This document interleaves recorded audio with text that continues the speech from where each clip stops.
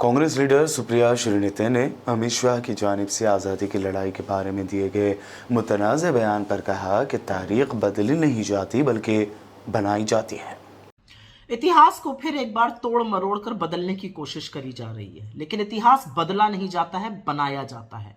और हमारे देश के महापुरुषों ने और वीरांगनाओं ने इतिहास बनाने में इतनी लंबी लकीर खींच दी है कि कोई भी भाजपाई और संगी उसके आसपास नहीं फटक सकता है। लेकिन कुछ भी कहने से पहले आज एक बात पूछनी और जवाब मिलना जरूरी है।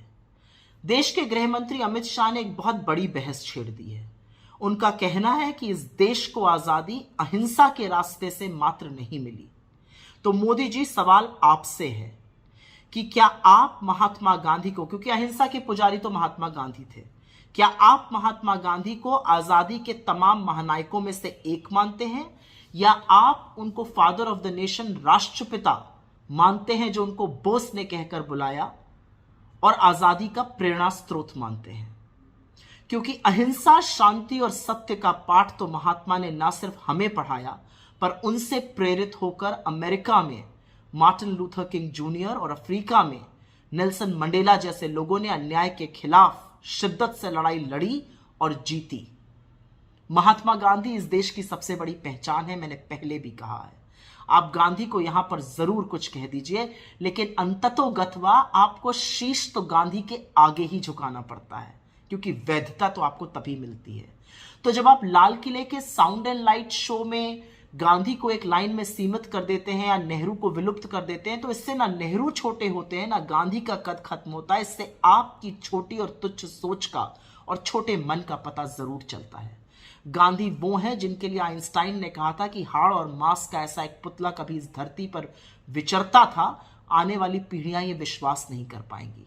लेकिन अमित शाह जी, जब आप गांधी, महात्मा गांधी की उपलब्धि को, उनकी अहिंसा को कम आंकते हैं, तो आप कहना क्या चाहते हैं? यह बात आपके आका मोदी जी को बतानी पड़ेगी।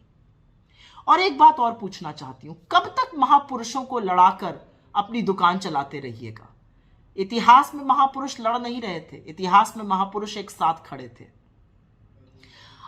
नेहरू जी, जिन्होंने दशकों पहले वकालत छोड़ दी थी, उन्होंने फिर से वकील का चोंगा पहना था, क्योंकि वो आजाद हिंद फौज के वकील बने थे और 1945 में उसी लाल किले के अंदर जाकर तारीखों पे जिरह करी थी, बहस करी थी और उनके पुनर्वास के लिए भी सतत कार्यरत रहे थे।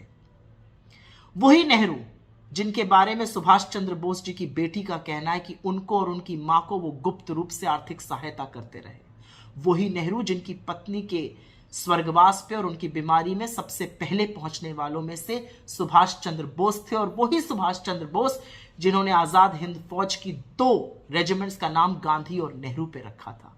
और वही सुभाष चंद्र बोस, जब वो आजाद हिंद फौज में लोगों की भर्ती कर रहे थे, तो आपके माफी वीर ब्रिटिश आर्मी में लोगों की भर्ती करा रहे थे उनके खिलाफ।